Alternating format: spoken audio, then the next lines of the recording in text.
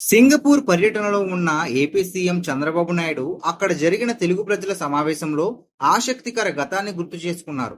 Singapore చట్టాలు, ఇక్కడి పాలకుల గొప్పతనం గురించి చెబుతూ ఎప్పుడో 30 ఏళ్ల క్రితం జరిగిన సంఘటనను చంద్రబాబు సరదాగా ప్రస్తావించారు.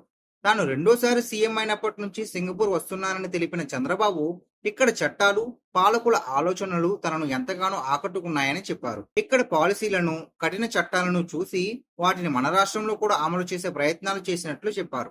సింగపూర్ ఎంత గొప్పదంటే ఎప్పుడూ సిగరెట్ తాగే అశోక్ గజపతి రాజు లాంటి వారు కూడా ఇక్కడ చట్టాలకు భయపడి నాడు సింగపూర్ వచ్చినప్పుడు సిగరెట్ వెలిగించలేదని నవ్వుతూ గతాన్ని గుర్తు చేశారు.